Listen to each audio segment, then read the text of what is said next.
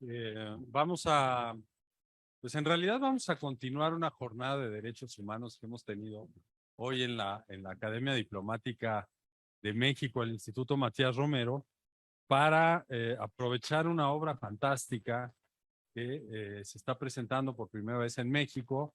Ya fue presentada en Naciones Unidas, en Ginebra, sobre el proceso del tratado sobre las empresas y derechos humanos desde una perspectiva latinoamericana. Creo que un aspecto muy importante que el coordinador Humberto Cantú Rivera ha marcado siempre es la necesidad de generar eh, constancia del pensamiento y de la acción latinoamericana en temas sobre el derecho internacional que históricamente ha estado permeado del eurocentrismo.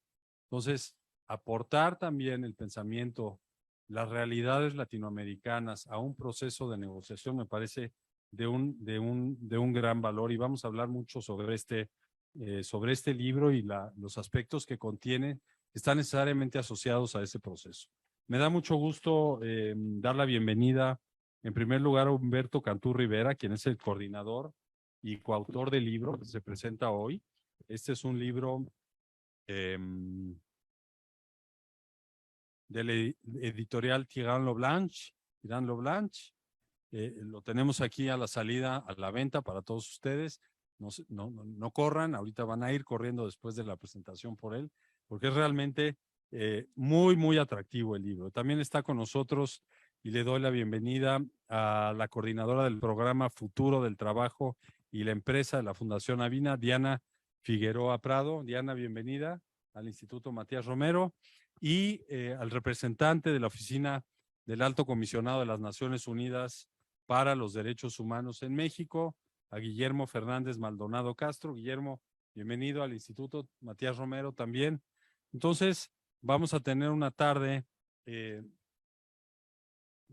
para tratar un tema que es de la mayor actualidad en el mundo del desarrollo progresivo del derecho internacional. En este caso, pues un intento de codificación que ya nos dirán cómo va y qué perspectiva tiene.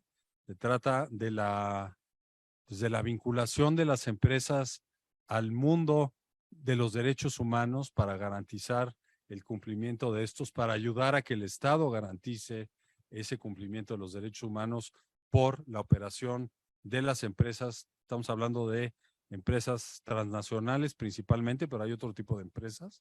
Y para que las personas físicas o morales que puedan tener, perdón, para las personas físicas que puedan tener alguna afectación por efectos de las actividades de las empresas, pues tengan también como base un principio de remedio, mecanismos de acceso a la justicia para este tipo de actividades. Entonces, me da mucho gusto poder presentar esta tarde el libro con este panel de lujo. Nada más como comentario introductorio final, yo quisiera recordar de dónde viene este tema de la vinculación de las empresas y los derechos humanos. Como lo señala en la introducción el autor, hay un intento en los años 70 por comenzar a establecer responsabilidades a las empresas en materia de derechos humanos. Después, hasta el año 2011, se aprueban los principios de empresas y derechos humanos del profesor de Harvard, del profesor Ruggie, que paz descanse. Estuvo en México, por cierto, hace algunos años.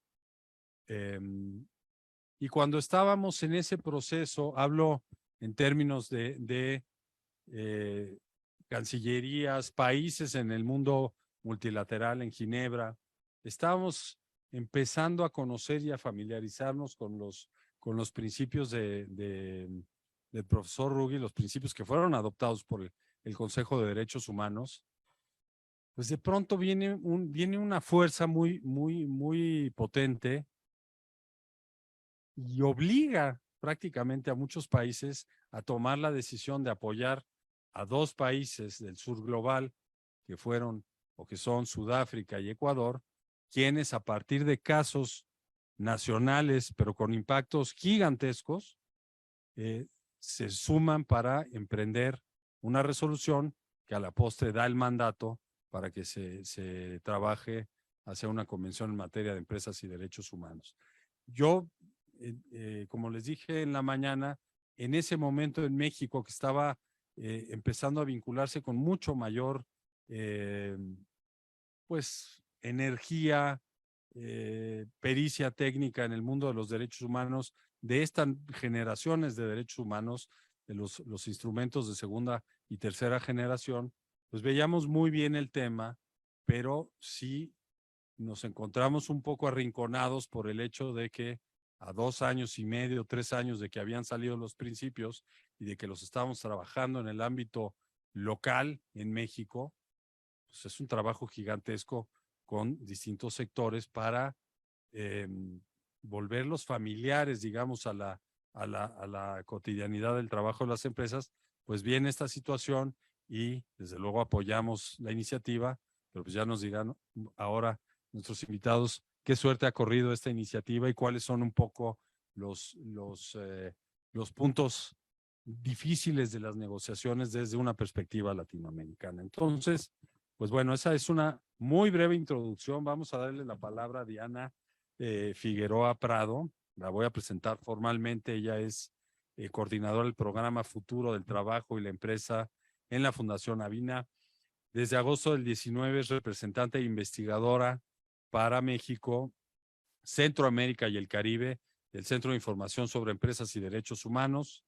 Es licenciada en Relaciones Internacionales como su formación por el TEC de Monterrey y maestra en Derechos Económicos, Sociales y Culturales por la Universidad de Essex en Reino Unido. Se desempeñó también como coordinadora de incidencia del Centro de Derechos Humanos Tlachinola en el estado de Guerrero, allá en la montaña. Fue investigadora sobre derechos de las víctimas en la organización Renace en Monterrey y ha colaborado en el equipo de movilización e impacto de Amnistía Internacional en la oficina que tiene aquí en México. Entonces, Diana, te damos las gracias nuevamente y el uso de la palabra para un primer comentario sobre esta obra. Adelante y bienvenida.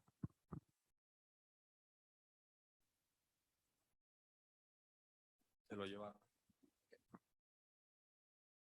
Bueno, muchas gracias por la invitación y primero que nada, pues felicitar a Humberto, a Laura que también está aquí, a todo el equipo que colaboró en este gran esfuerzo. Yo también lo reconozco porque creo que es un aporte bastante valioso a nivel internacional, pero también justo como menciona Alejandro desde el punto de vista de cómo insertar la mirada del sur global en estos procesos tan importantes de negociación internacional.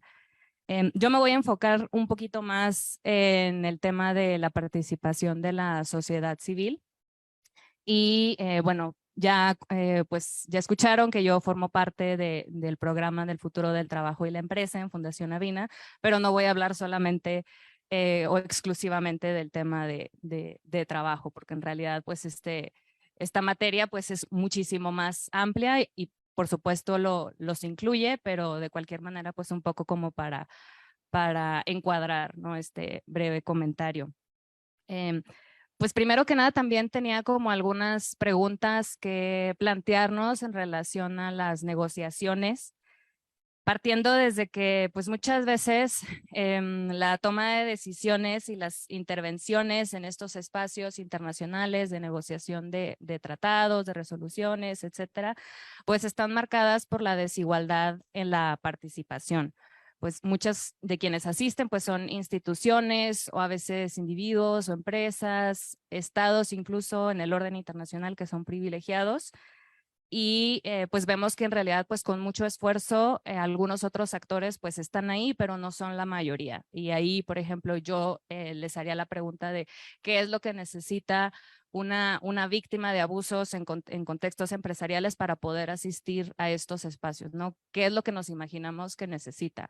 Primero, pues a lo mejor necesita el conocer el contexto, una organización que le apoye, una comunidad también que acoja este proceso, por ejemplo, un entendimiento de lo que significan este tipo de negociaciones, el lenguaje que se utiliza, incluso el idioma, ¿no? Para muchos de los pues de los países del sur global, aunque hay algunas interpretaciones en algunos idiomas, los idiomas oficiales de la ONU, pues en realidad no muchas veces están al alcance de quienes participan. Entonces ahí, por ejemplo, está una pregunta de la reflexión sobre quiénes pueden participar, quiénes efectivamente lo hacen en este tipo de espacios. Creo que muchas veces las voces desde el sur global se escuchan en muchos espacios, pero qué tanto realmente estas voces inciden en los lugares en los que lo tienen que hacer, ¿no? Podemos organizar muchísimos eventos, publicar artículos, etcétera, pero ¿cuántos de ellos realmente van a tener una incidencia en este tipo de espacios?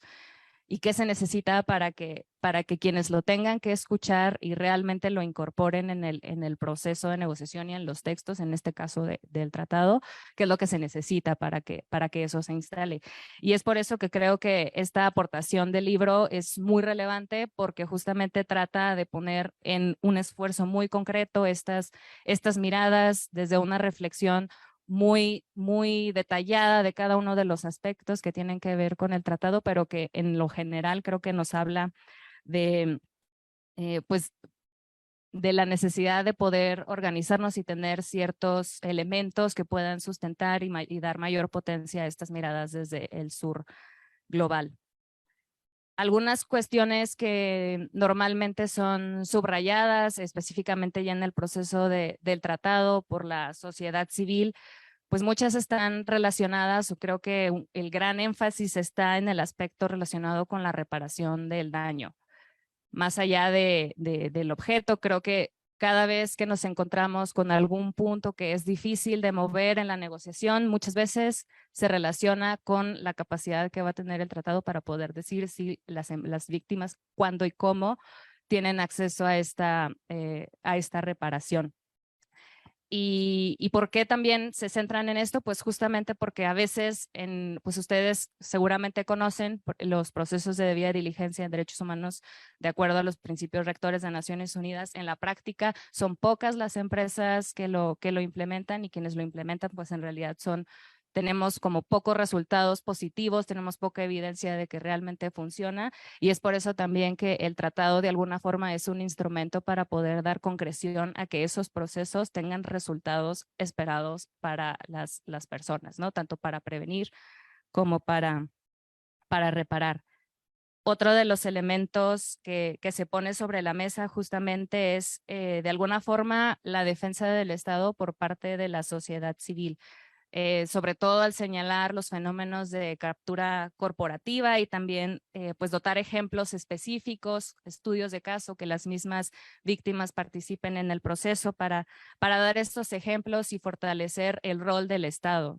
También justo relacionado con esto, otro de los elementos que se observa mucho en las negociaciones está relacionado con la primacía del derecho internacional de los derechos humanos y el derecho sobre los tratados de libre comercio e inversión. Y esto es importante también tanto para víctimas como para los estados, porque en los casos en los que los estados están apoyando o garantizando los derechos de las personas, las empresas están utilizando tribunales privados de arbitraje para demandar a los estados. Entonces, eso no solamente tiene un impacto en garantizar los derechos de las personas, sino también como en la capacidad del Estado para hacerlo, porque a final de cuentas también tiene impactos en el presupuestos públicos. Y ya como un último elemento, quisiera también mencionar el tema de las empresas como actor social y cómo este ser actor social en el espacio del tratado siempre se está revisando, siempre se está cuestionando cómo las empresas, si pueden ser actores que garanticen los derechos humanos, que traigan prosperidad a los países, pero al mismo tiempo siempre se está contraponiendo con qué tanto las empresas son responsables de la desigualdad económica que tenemos, y cómo esas responsabilidades se deben de ver a nivel del tratado y aterrizarlo a ciertas obligaciones específicas, especialmente si tienen una capacidad para moverse tan grande pues en las tendencias globales que tenemos de economías que están deslocalizadas o que son difusas, y a una empresa no le conviene el marco normativo que ahora es más progresista y más protector en un país, pues muy fácilmente se puede mover a otro. Entonces de ahí también viene la importancia de regular la conducta empresarial para respetar los derechos humanos a nivel internacional.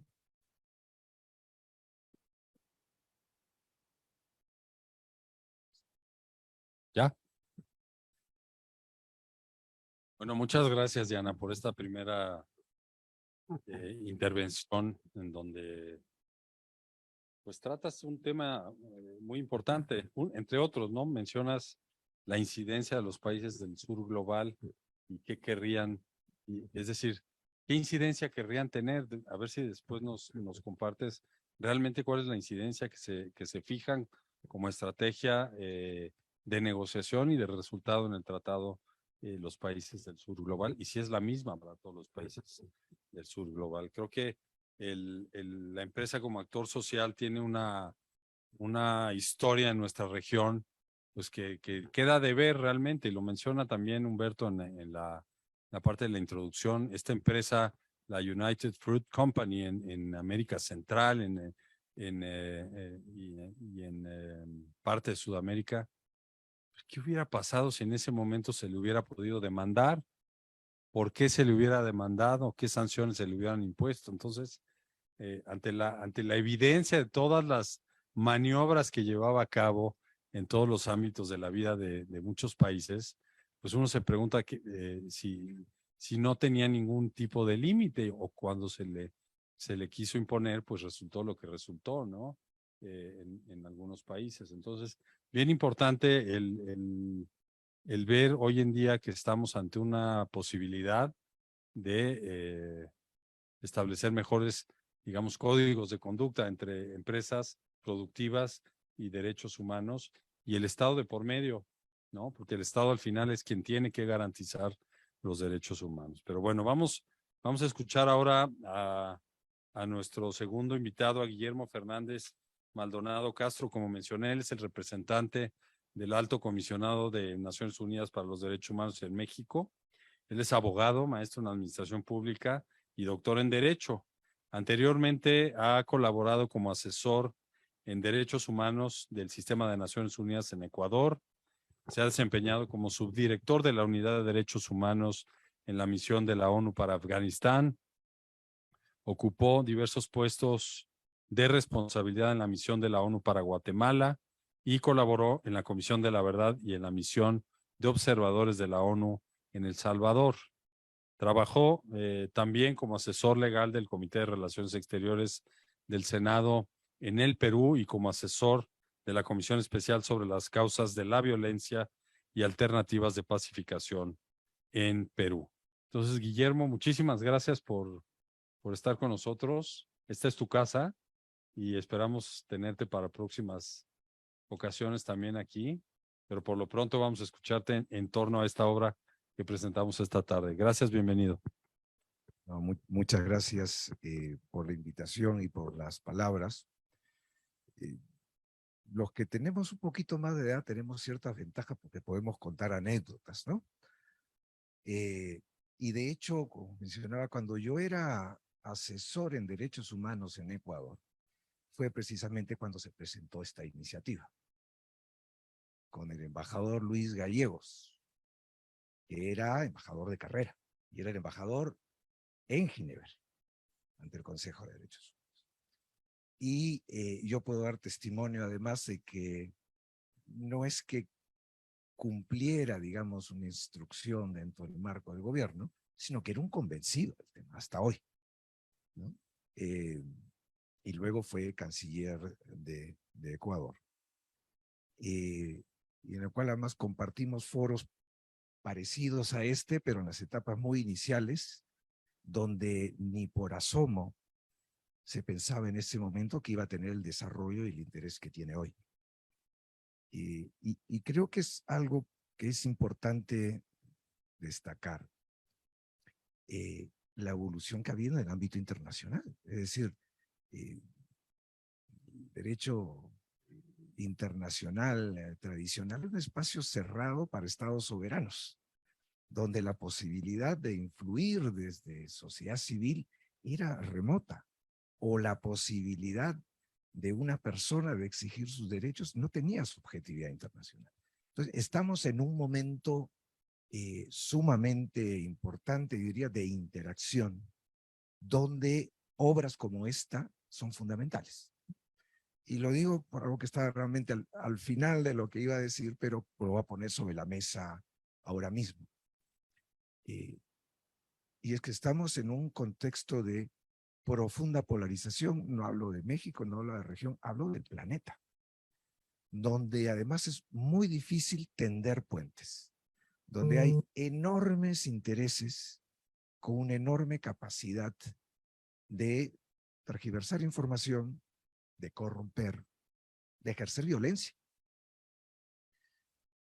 Y lo que tenemos es que limpiar la mesa, es decir, ¿cómo hacemos para lograr diálogos constructivos, tender puentes entre diferentes visiones, con miradas técnicas e innovadoras? Y casi puedo comenzar a mencionar este tipo de obras. A nadie se le escapa que si se habla de empresas y derechos humanos, estamos hablando de enormes intereses económicos. Y nadie está en contra de las empresas. Lo que hay es establecer un marco con certidumbre respecto de esto. Y creo que el ámbito internacional es particularmente importante para eso, porque precisamente se toma ventaja de debilidades. Si no hay una pauta compartida de obligaciones para las empresas, pues la tendencia va a ir hacia los países que tienen menores exigencias. Entonces, el ámbito universal de acuerdo entre países, y aquí voy a volver a citar algo que pensaba citar más adelante, pero creo que cae muy bien aquí, como en el caso del Acuerdo de Escazú, que Alicia Bárcenas decía, es la gran alianza entre los estados y la sociedad civil. Pues este es otro espacio de gran alianza. Y tiene la virtud de profundizar en los temas que son clave del debate, la enorme virtud de hacerlo con una mirada desde la región y la enorme virtud, particularmente cara para nosotros, de mantener en el centro a la persona y sus derechos. Que suena bien cuando se dice, pero no es tan fácil ponerlo a nivel de normas. Yo, para ejemplificar un poco esto, decía algo que está vinculado a la Declaración Universal de Derechos Humanos, ¿no? Que ni siquiera es un tratado, es una resolución de la Asamblea General, donde cada palabra era peleada. En el ámbito internacional, si nos podemos a conversar aquí sobre un tema, vamos a tener 50 opiniones diferentes. Multipliquen esto por pasados culturales, lenguas diferentes, visiones religiosas. Entonces, ¿cómo llegar a un documento fundamental que sea de acuerdo para todos? Y no fue fácil, ¿no? Se decía, inspirada en la Declaración Americana de Independencia, entonces decía, bueno, todos los hombres son creados, decía, no, todos los hombres no, porque la mitad de la humanidad queda afuera. Bueno, entonces, todos los seres humanos son creados, decía, no, nada, de creados nada, decía el de la Unión Soviética, porque nosotros somos ateos. Entonces, cada palabra tiene un peso específico, y estamos hablando de grandes valores. Ahora, traten de hacer eso en temas de empresas y derechos humanos, con los intereses que hay detrás que había mencionado, ¿no? Entonces, esto es un enorme aporte por estas razones que he mencionado, que además son los temas que están en la discusión hace una década en Ginebra, y de hecho en la 8ª sesión del Grupo de Trabajo Intergubernamental de Composición Abierta. Entonces, es oportuno en cuanto a temática, es oportuno en cuanto a tiempos. Creo que más claro que ahora no está el hecho de qué tan globalizados estamos. Entre la pandemia y la guerra en Ucrania, que no hay país en el planeta que se escape, ¿no? De manera que, y hablando incluso desde el punto de vista de intereses empresariales, donde el tema de la certeza jurídica es fundamental para la planificación, pues esto sería un instrumento que brinda certeza jurídica respecto de cómo se aterrizan los estándares de derechos humanos dentro de la actividad económica. Sobre todo, y creo que esto es también un principio fundamental, la Declaración Universal dice que todos los seres humanos son iguales en dignidad y en derechos, y los demás somos diferentes. Estamos en sociedades profundamente desiguales. Más si hablamos entre personas y empresas. Y aquí surge uno de los temas fundamentales de la acción del Estado. El Estado tiene que equilibrar estas relaciones. Tiene que establecer reglas para, por supuesto, que haya actividad empresarial, pero en un marco entre competencia, respeto de un conjunto de valores y, por supuesto, respeto de derechos humanos. Y aquí voy a hacer el último punto que me parece importante. Yo creo que los principios rectores, que finalmente es una adhesión fundamental desde las empresas, fue un hito fundamental. Es decir, durante mucho tiempo, yo lo viví en otra perspectiva, ¿no? En las misiones de paz de Naciones Unidas en Centroamérica, el único actor era el Estado. Es decir, el único obligado y el único que violaba los derechos humanos. Pero la realidad te decía otra cosa, ¿no? Tanto en el ámbito nuestro inicial, más de derechos civiles y políticos, estaban los insurgentes. ¿Y qué le decíamos a las personas? Que si una persona era torturada o asesinada, no era una violación a los derechos humanos porque no estaba el Estado. Entonces hubo que repensar todo esto nuevamente sobre la base de lo que importa. Y lo que importa es la persona y sus derechos. La víctima y no el perpetrador, cualquiera que sea. Bueno, en este ámbito era la incorporación de las empresas. Y aquí el primer dato era así, de adhesión, de sensibilización, de tenemos un rol respecto de esto. Pero luego, y creo que es parte de lo que está planteado aquí, los derechos humanos es la ley. No es opcional. Por supuesto, se puede tener mayor o menor sensibilidad, pero es la ley. Entonces, está muy bien lo de los principios rectores, pero estos tienen que coexistir con una normativa que vaya precisamente afinando. En algunos casos veremos que esto encaja perfectamente con el desempeño que tiene todo un sector empresarial. Pero a su vez va a servir para aterrizar de otro sector que no lo está haciendo. Y que además, y con esto acabo, puede suponer distorsiones incluso de mercado. Porque, y esto decía en una conversación, no voy a dar detalles, con una de las IFES, una institución financiera internacional, respecto del avance y de poner una serie de salvaguardas que decía, pero ¿de qué manera esto también puede ser una desventaja para nosotros al momento de ofrecer ofertas financieras, ¿no? El costo de transacción. Yo le dije, bueno, si cumplir la ley es un costo de transacción, la otra opción es ser ilegal, no es tener una mejor oferta. Entonces yo creo que hay que plantearlo en esos términos. ¿Cómo hacemos para que a través de la adhesión a principios, el cumplimiento de la ley, entre todos los actores, hacemos que cada vez más todos y todas disfruten los derechos humanos? Muchas gracias al representante del Alto Comisionado de las Naciones Unidas para Derechos Humanos aquí en México, a Guillermo Fernández.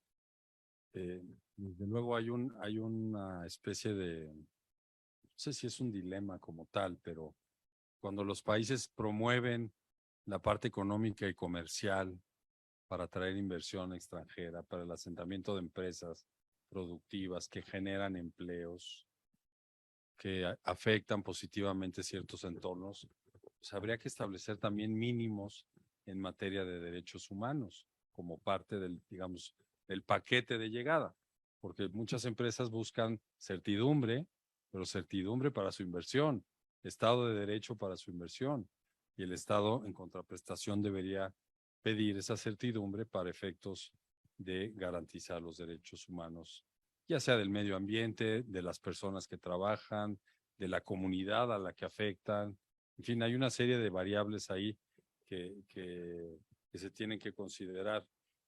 Y creo que el proceso mismo de negociación del tratado pues nos arrojará una serie de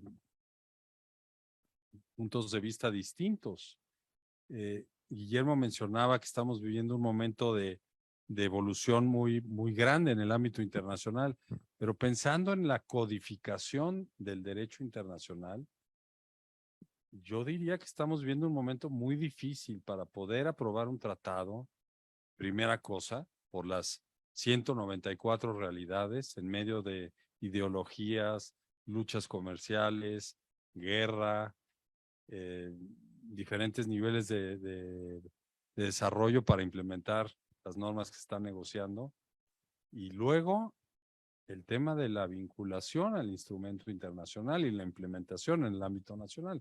Pues es una cadena que hoy en día se ve cada vez más compleja, no imposible desde luego, pero sí es un proceso muy cuesta arriba hoy en día llevar adelante un tratado internacional.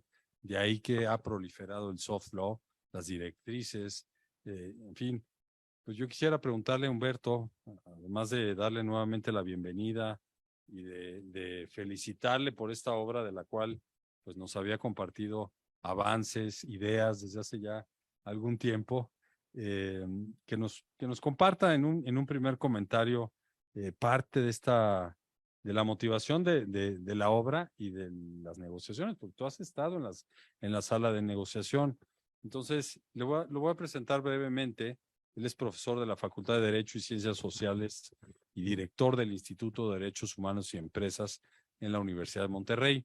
Es doctor en Derecho por la Universidad de París II, miembro asociado de su Centro de Investigación en Derechos Humanos y Derecho Humanitario, el CRDH por siglas en francés.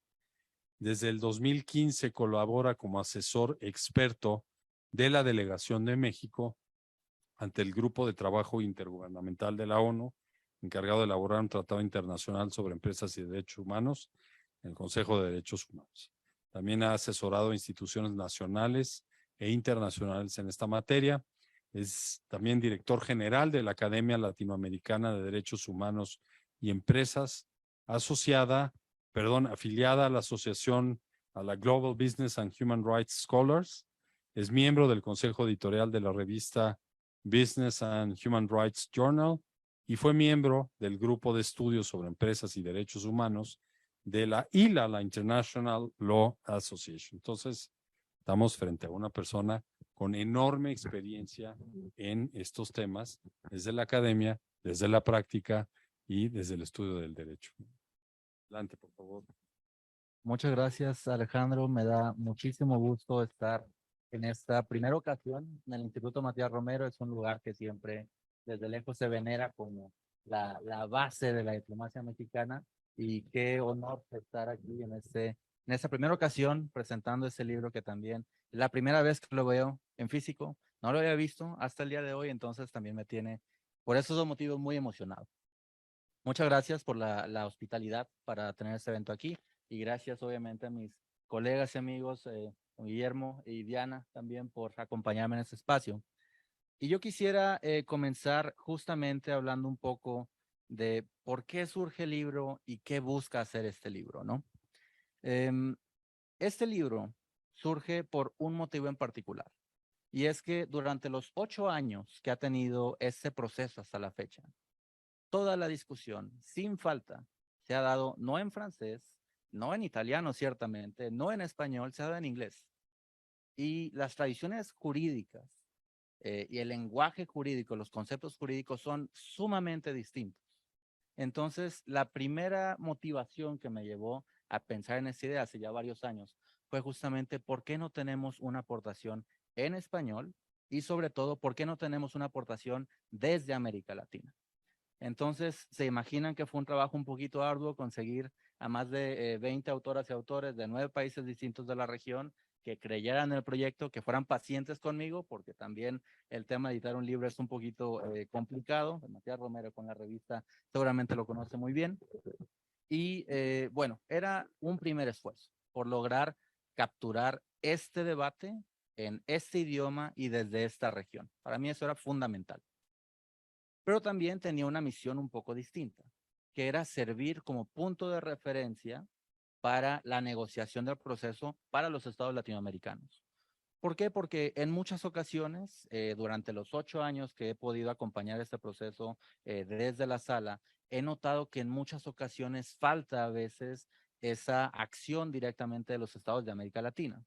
México, Brasil, recientemente Panamá, por ejemplo, han estado muy involucrados en hacer propuestas concretas, sustantivas sobre ese tipo de cuestiones, que son cuestiones técnicas, pero, y lo comenté en algún momento con la Cancillería colombiana, justamente en Bogotá, pues falta Colombia, falta, bueno, más allá de Ecuador, que está liderando el proceso, falta Chile, falta Argentina, falta Uruguay, y son países que realmente pueden hacer también aportes desde su experiencia nacional para enriquecer un proceso que no tiene por qué ser, como le decía Alejandro hace unos momentos, eminentemente eurocéntrico. Entonces, como libro de referencia, como obra de referencia, tenía ese objetivo. Y también era una perspectiva de ver cómo posicionar a los principios rectores sobre empresas y derechos humanos en un lado y lo que tiene el tratado, lo que aporta el tratado a esta conversación o este proceso de tratado como tal. Y era un punto muy importante que ha estado en la mesa de debate durante cada una de las sesiones durante los 8 años. Y es algunos países impulsando mantener este primer documento de Naciones Unidas, los principios rectores, y no optar por una vía vinculante simplemente porque se considera que es un tema que no requiere normas internacionales. En ese sentido, el tratado lo que hace, y eso es algo que a mí me tiene muy convencido, es complementar y llenar las lagunas que no están cubiertas por los principios rectores. Temas como jurisdicción, temas como responsabilidad jurídica, los detalles específicos del acceso a la justicia no están planteados ahí. Y muchas de esas cuestiones requieren, a final de cuentas, de una fineza normativa que facilita a los estados también su compromiso con este tipo de apuestas y también la introducción al derecho interno. Y en ese sentido, parte de la introducción, en particular el capítulo que me correspondió a mí redactar, busca abordar 3 preguntas. ¿Quién? ¿A quién va dirigido el instrumento? ¿Es un texto para estados o para empresas? O tal vez para los dos, dependiendo de qué tipo de empresa se trate. ¿Qué se tiene que regular? Todos los derechos humanos, algunos derechos humanos, como fue la propuesta del profesor Ruggie cuando presentó los principios rectores, pero sobre todo, ¿cómo lo vamos a regular? ¿Se trata de un instrumento que cambia el derecho internacional? No parece ser la apuesta en este momento. ¿O se trata de un instrumento que refuerce y tal vez sí reestructure algunas de esas bases normativas que existen en el derecho internacional de las inversiones o del comercio y en otras áreas también de este ámbito jurídico?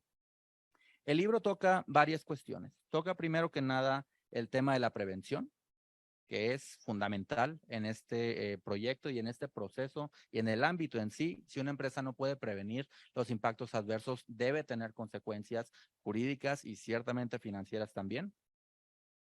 Y la prevención se ve complementada justamente por esa responsabilidad jurídica, donde se abordan diferentes vías, desde la responsabilidad de los estados por el incumplimiento a sus obligaciones ya existentes en derechos humanos, la Convención Americana, los pactos de Naciones Unidas y todas las demás convenciones que establecen ya normas sustantivas y obligaciones de respeto y garantía, además de obligaciones o responsabilidades que pueden ser por vía civil, por vía penal, incluso por vía administrativa, y lo que implica esto para los estados en su marco jurídico interno.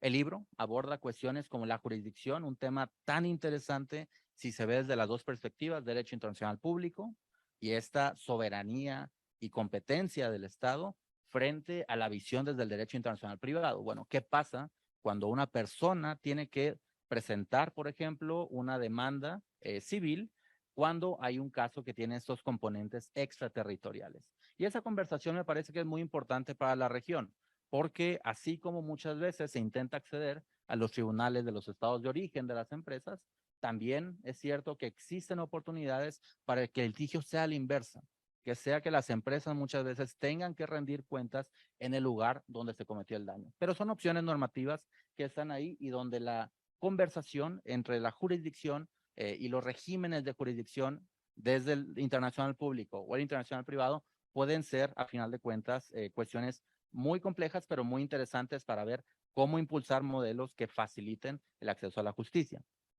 Y viene también otro tema que viene explorado en el libro con capítulos particularmente escritos por mujeres que son expertas en esta cuestión, que es el tema de acceso a la justicia. ¿Qué se requiere y qué lecciones aprendemos, por ejemplo, desde el sistema interamericano? ¿Cuáles son los obstáculos prácticos y jurídicos que existen en el litigio civil transnacional, por ejemplo? ¿Y qué otro tipo de medidas tienen que adoptarse para que las personas afectadas por la actividad empresarial puedan realmente acceder a la justicia? Y yo quisiera, así como decía don Guillermo hace unos minutos, contarles también una anécdota muy breve de cómo empezó. No nada más este libro, sino a final de cuentas una gran parte del trabajo que he tenido la gran fortuna de hacer, particularmente acompañando al Estado mexicano. Y es una historia que me pone muy contento siempre que la cuento. Y es que todo empezó por un café. Empezó por un café porque yo estaba trabajando con la Comisión de Derechos Humanos de Nuevo León y había la sustentación de México ante el Comité de Derechos del Niño. Fue en 2015, me parece, en abril de ese año. Y por un error involuntario reservé un tren y un hotel un día antes de que empezara la sesión, o tal vez 2 días antes. Y me di cuenta de que había perdido una parte importante de dinero. Siendo estudiante, pues no es tan sencillo, obviamente. Pero decidí irme a la biblioteca del Palacio de las Naciones en Ginebra. Me senté, estaba pues empezando a trabajar y veo que pasa una persona al lado mío y se sienta enfrente mío. Y era el embajador Juan Manuel Gómez Robledo, que obviamente pues, ya nos habíamos visto antes, lo saludé con mucho afecto y le pregunté si podríamos tomarnos un café. Me dijo, la siguiente semana, porque ahorita estamos en la comisión con una sesión muy compleja y tal vez es mejor en una semana. Le dije, yo me voy mañana porque pues, mi tren está ya para mañana, entonces no puedo. Y me dice, bueno, veámonos a la hora del receso de la comisión y hablamos, tomamos un café. Muy bien. Sale a su receso, nos tomamos un café y me pregunta, bueno, ¿tú qué piensas de este tema? Porque están los principios rectores y ¿para qué necesitamos un instrumento de este tipo? ¿Para qué una negociación incluso?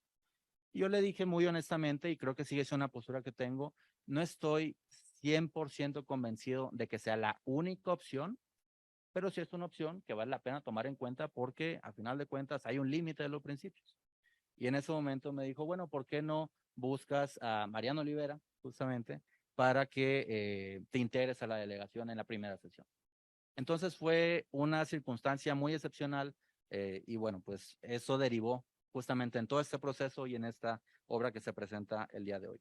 Pero eso también me permite subrayar otro tema que es muy importante y que creo que ha sido una gran ventaja que ciertamente se ha notado en las sesiones de negociación, que es cuál ha sido esa vinculación técnica entre, en este caso, la academia y el Estado. Y creo que ha sido un elemento muy poderoso para que lleguen posturas muy sensatas, muy concretas y que a final de cuentas vayan modificando poco a poco, pero con mucha certidumbre, el sentido del texto. Y eso es algo que yo les puedo contar con toda certeza. He visto cómo gracias a las intervenciones de México, muchas veces respaldadas por el Estado brasileño, el texto ha ido integrando muchos de esos bloques que hoy en día están en el texto y que se están negociando todavía por los estados. Si bien la postura siempre ha sido de mucha cautela, con justa razón, pues lo importante es construir este documento con un sentido jurídico serio y sobre todo que permita eventualmente, y eso lo hemos conversado con muchas personas de la Cancillería, que eventualmente cuando se adopte, si se llega a adoptar, pueda ser a final de cuentas algo que el Estado pueda ratificar. Y ya quisiera nada más cerrar con un par de puntos muy breves. El primero es que, y creo que lo trato de plantear así en la introducción, el tratado es un proceso político muy complejo por dimensiones económicas, dimensiones jurídicas, pero estoy convencido de que independientemente de que se logre o no, los efectos indirectos del instrumento, de la negociación como tal, ya se están sintiendo alrededor del mundo. Vemos países que inicialmente no querían involucrarse en la negociación, adoptando actualmente leyes sobre debida diligencia, impulsando otro tipo de medidas en otros países, y creo que es un argumento muy poderoso, porque este instrumento y este proyecto ha generado ciertamente ese tipo de tracción a nivel político y a nivel jurídico a nivel mundial. Quisiera cerrar nada más agradeciendo a la Cancillería, obviamente, y a todas las personas con las que me ha tocado colaborar en este proceso. Ha sido en muchas ocasiones jornadas muy bonitas, 2 o 3 días de pasar horas, a veces en Zoom, a veces ya en persona, analizando línea por línea, empezando obviamente por Alondra Mendoza, colega que está en Ginebra, Dante Arredondo, con quienes hemos tenido amplias jornadas de discusión sobre esta cuestión, Diego Ruiz, que creo que ahorita está en Irán, si no me equivoco, Lucía Ramón, que estaba también en la misión en Ginebra, Mariano Olivera, que también está por allá, Erasmo Lara en Alemania actualmente, bueno, Ana Paula, con quien también recientemente tuve la oportunidad de trabajar arduamente en este tema, y Montserrat Robalo, que está también en la misión. Es gracias a ese trabajo conjunto y gracias a esa confianza que, bueno, se ha logrado construir un proceso creo que bastante serio de parte del Estado mexicano, y que a mí me da la oportunidad de traducir eso en este libro. Muchas gracias.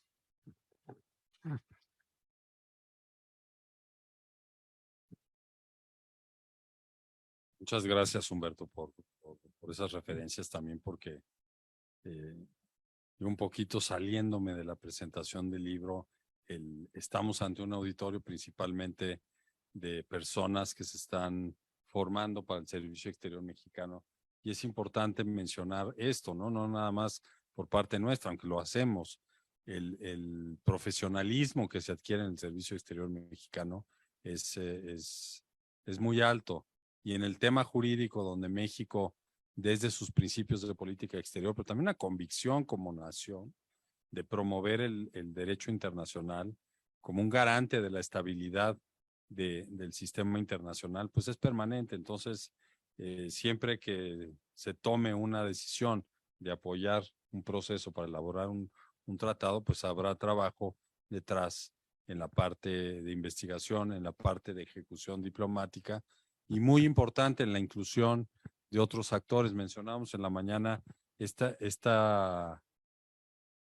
digamos, esta línea que se traspasó en Nueva York con la Convención de Discapacidad, donde la sociedad civil fue la parte principal, el actor central de la negociación de ese tratado. Entonces yo le quisiera preguntar a Diana, desde la sociedad civil, ¿cuál ha sido su participación con gobiernos o en la misma negociación, si es el caso? Y digamos, Humberto nos compartió un entorno un poco difícil para negociar, porque solo se está distribuyendo los distintos drafts del proyecto de convención, del tratado, en inglés. Entonces, ¿de qué manera se incrusta la participación de sociedad civil latinoamericana en estos ejercicios?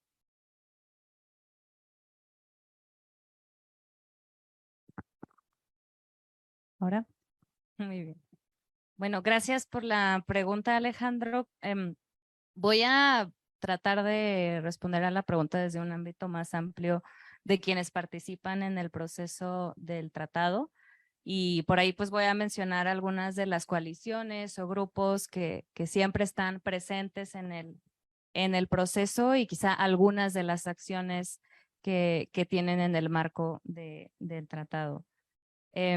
Pues está la Alianza para el Tratado, donde también hay un número muy importante de organizaciones de la sociedad civil de América Latina participando en esa coalición.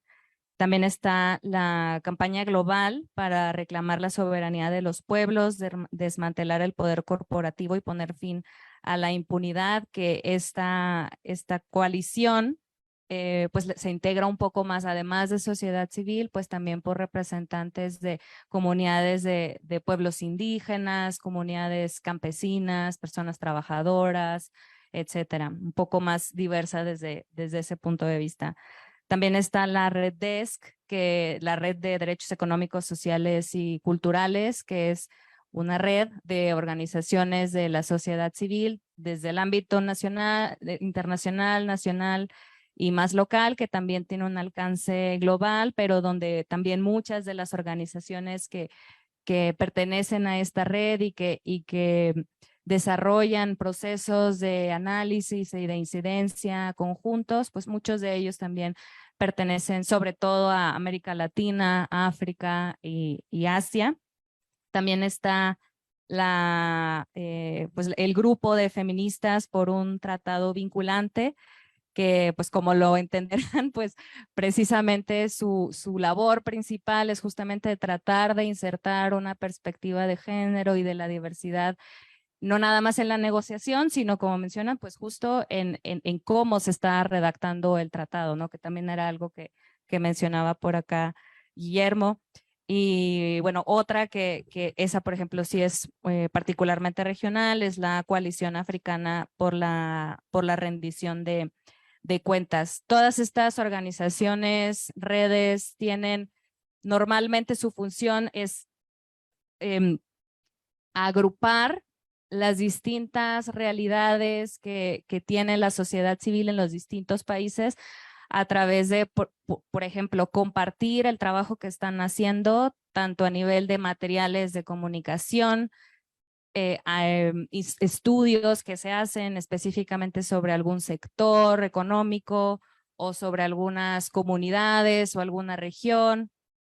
También algunas se especializan un poquito más en el análisis jurídico de diferentes textos, algunas hacen también litigio internacional o regional o también pues dentro de los estados, justamente tratando de generar antecedentes que alimenten la naturaleza del tratado y que busquen justamente poner sobre la mesa cuáles son aquellos argumentos jurídicos que sostienen un desarrollo del texto, pues que sea más, que responda a lo que se está desarrollando a nivel nacional, que es muy bueno y que protege ampliamente a las personas que han sido víctimas de abusos empresariales.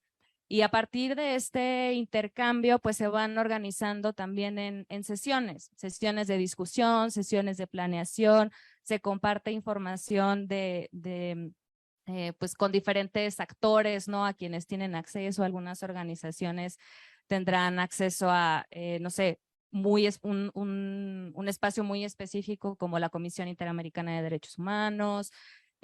También a lo mejor habrá unas que tienen, pues, y creo que esto es importante compartirlo aquí porque la sociedad civil también ve desde el ámbito institucional, pero también individual, como aliados a los representantes del servicio exterior de los países, ¿no? O sea, ahí también creo que así como Humberto nos cuenta sus historias de cómo ha sido esta colaboración con la Secretaría de Relaciones Exteriores, también existe esto por parte de la sociedad civil. Y ahí es también un espacio en donde se pueden desarrollar este tipo de colaboraciones que puedan de alguna forma incidir en los mensajes que se quieren posicionar en estos espacios. También están campañas que se organizan, está, por ejemplo, pues todo el trabajo que se hace durante las sesiones, pero también está el trabajo que se hace pues entre pasillos, pero también está el trabajo que se hace a nivel de comunicación, redactando conjuntamente comunicados, artículos de análisis, o incluso si hay algún elemento muy específico, pues también se organiza una campaña organizacional, una campaña comunicacional donde pues las diferentes organizaciones de la sociedad civil ponen a disposición de esa campaña pues sus diferentes recursos, ¿no? Que pueden ser sus redes sociales, que pueden ser los sitios web, que puede ser el acceso a ciertos medios de comunicación, etcétera. Entonces, yo quería solamente en ese sentido comentarles unos 2 o 3 ejemplos de la última sesión de negociación del tratado, que fue pues ahora a finales de octubre, donde justo se ve un poco esta alineación entre la sociedad civil y los estados del sur global. por ejemplo, está pues una de las, y bueno, esto no son mis apuntes, ahí sí yo voy a hacer un poco como un anuncio. Pueden encontrar los resúmenes de cada día de las sesiones en el sitio web del Centro de Información sobre Empresas y Derechos Humanos. Ahí van a encontrar pues todas las intervenciones. Entonces ahí yo hice mi selección de cuáles fueron como los puntos a posicionar sobre todo de sociedad civil, y en algunos de ellos pues sobresale su alianza o su apoyo por un lado, a ciertas propuestas de países del sur global, y también al revés, ¿no? Mientras hay propuestas de sociedad civil, también hay estados que expresan ese apoyo. Entonces, pues un ejemplo de esto es, por ejemplo, la intervención, bueno, un poquito de contexto, creo que esta sesión última fue un poco distinta a las anteriores, en el sentido de que pues como saben, ha habido pues todos estos años de negociación y hay un texto que ha sido trabajado y ha tenido bastantes aportes desde todos pues los actores involucrados. Y en esta sesión hubo una nueva propuesta que de alguna forma salía del procedimiento usual, y eso causó pues bastante extrañamiento en relación a cómo se desarrolló esa propuesta, pues cuál fue la transparencia, quiénes participaron, pues realmente quiénes estaban apoyando esa propuesta, si todo mundo pues realmente había el consenso de trabajar sobre este documento que ya se ha trabajado otra vez durante tantos años y habiendo recibido tantos insumos. Entonces, pues todo este extrañamiento fue compartido tanto por sociedad civil como por muchos estados. Entonces hubo, por ejemplo, de entre las muchas intervenciones, hubo una sobre que puntualizó el Estado de Palestina y que lo apoyaron también muchos estados del sur global y también sociedad civil, en donde manifestaba que no era posible como seguir ese otro procedimiento sin que se hubiera discutido, ¿no? ¿Quién presentó esa otra propuesta, Diana? Pues es ¿cómo se llama? La moderación, la chair, pues el Estado de Ecuador. Sí. Y pues generó bastantes preguntas, ¿no? Y hubo muchas intervenciones de diferentes estados, de sociedad civil en lo individual o también en estas coaliciones que les he compartido, en donde decían, bueno, pues en realidad, ¿quién ha dicho que vamos a discutir otro documento? Es confuso, nos causa bastante, pues ahí el tema de la construcción de confianza en un proceso de este tipo es totalmente relevante, es esencial como para poder mantenernos en la mesa de negociación. Y ese creo que es un punto que no hay contenido, sino de procedimiento que se dio en la última sesión, y donde vimos que hubo una cierta alineación de sociedad civil con estados del sur global para denunciar esta situación, ¿no? Y la mayoría de los comentarios que se dieron en este sentido provinieron de este tipo de actores. Otro elemento que sí ya es más de contenido, que fue sobre todo propuesto por estados del sur global, es en relación al papel de las personas defensoras de derechos humanos, también incluyendo a las personas que son defensoras de los derechos humanos laborales. Y en ese sentido también hubo algunas intervenciones, como digo, desde estados del sur global, pero también vemos que hay un apoyo entre los mismos estados, la sociedad civil, en este caso que era de defensores de derechos humanos laborales, también se posicionaron en el mismo sentido, sindicatos y algunas organizaciones de personas trabajadoras que no necesariamente son sindicatos, sino que pueden ser confederaciones internacionales o a lo mejor movimientos que no están registrados bajo algún tipo de institución formal, pero que representan voz de personas trabajadoras. Entonces ahí, por ejemplo, vemos el tema de personas defensoras de derechos humanos que también nos habla sobre la sensibilidad de este tema en los contextos del sur global, porque también en otras cifras que está sacando organismos internacionales como la Oficina del Alto Comisionado, pero también otras organizaciones de la sociedad civil, pues existen datos de que la mayoría de las violaciones a derechos humanos en contextos empresariales suceden en el sur global y suceden también cuando las personas se organizan y empiezan a exigir sus derechos. Entonces ahí, por ejemplo, vemos cómo ese contexto compartido del sur global se expresa en la alineación sobre incluir ese tema con mayor precisión y darle mayor relevancia dentro del texto del tratado. Y el último ejemplo que quería compartir era sobre que ahí creo que se nota mucho esta desigualdad de la que hablaba en la participación y en cómo entendemos el mundo desde los países del sur global con respecto a los del norte global, y es en relación a la mención de la palabra víctimas en el tratado en contraposición a las personas sujetas de derecho. Y esa a lo mejor para nosotros no es un tema menor, pero cuando uno, por ejemplo, habla con empresas y que tienen acusaciones de participar en abusos o violaciones de derechos humanos, lo primero que hacen es decir, bueno, no, o sea, yo no puedo ser responsable de derechos humanos y mucho menos me vengas a hablar a mí sobre víctimas, ¿no? Incluso muchas se reconocen como en la misma posición o en las mismas condiciones como empresas en relación a las personas que son afectadas por la actividad empresarial. Entonces ahí en ese punto de discusión entre poner la palabra víctimas y personas sujetas de derecho en el texto, también han sido los países del sur global y las organizaciones de la sociedad civil las que han estado posicionando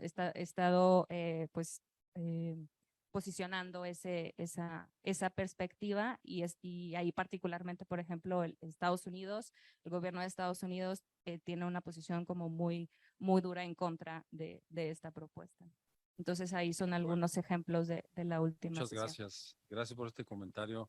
A mí me llama mucho la atención que acompañes en todo tu comentario sobre distintas fases del proceso la frase de los países del sur global como si llevaran una sola voz. Y me parece muy difícil, pero bueno, yo no conozco los detalles del proceso de negociación. Quizá para un comentario posterior sería interesante que Humberto nos comparta también parte de eso. Pero algo de lo que acabas de decir, Diana, es lo que yo precisamente le quería preguntar a Guillermo. Desde el Alto Comisionado de las Naciones Unidas, a través de los mecanismos especiales, de los comités, ¿cuál es, digamos, la detección de casos de violaciones a los derechos humanos de las empresas? Es decir, hay patrones que se repiten, hay empresas del sur global que también violan los derechos humanos, o estamos en un debate norte-sur tan marcado.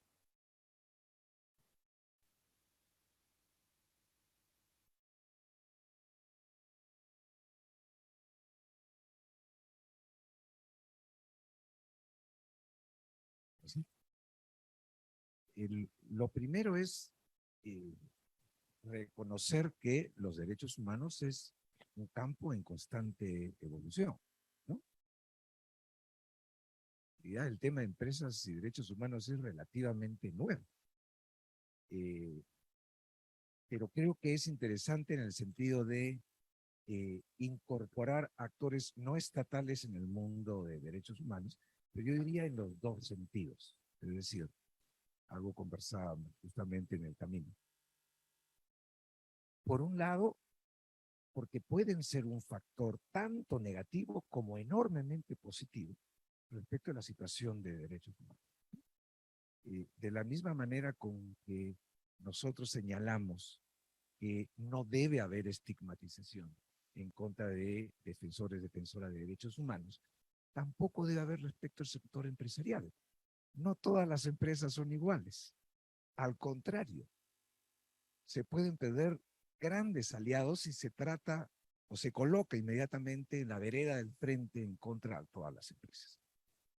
Pero evidentemente parte de la evolución que ha existido es que cada vez más, y ahí, digamos, tal vez en algunos derechos más, en otros menos, pero en términos generales, tanto en cuanto a colectivos como derechos, el actor empresarial está cada vez presente, al margen del grupo de trabajo sobre empresas y derechos humanos, mucho más específico. Si uno comienza a ver casos, y además algo que es muy importante, observaciones y recomendaciones generales de los comités.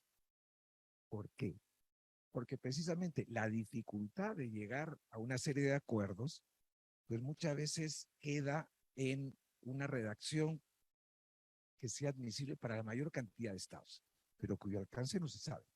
Y acá nuevamente recojo la parte que tú decías de la gran pregunta hoy por parte de los estados no es si reconocer o no un derecho. El tema es el cómo. Cómo en la práctica se pueda lograr a que efectivamente sea el lugar. Y las recomendaciones y orientaciones, observaciones generales de los comités de los tratados precisamente desarrollan esto, ¿no? Y a veces en temas tan sensibles como la protesta social. ¿Cuándo se considera que una protesta social es violenta? ¿No? ¿Cuándo necesita? Son temas que están muy presentes y que se desarrollan. Bueno, en el ámbito de empresas y derechos humanos, creo que ha habido cada vez más un avance. Algunos temas están más cercanos. Por ejemplo, está aquí, no en visita oficial, sino académica, el relator especial sobre desechos tóxicos y derechos humanos. Tema que es absolutamente clave vinculado a la actividad empresarial, ¿no? Pero ahí es donde yo quiero poner un poco el énfasis en el sentido de nadie duda ya a estas alturas, inicialmente, de que estamos hablando de actores absolutamente importantes que deben tomarse en cuenta y con lo cual se tienen que generar alianzas para enfrentar los grandes retos globales. O sea, no se puede avanzar simplemente Estado y acompañamiento de academia y parte de sociedad civil. Toda la parte económica privada tiene que subirse al carro en serio, ¿no?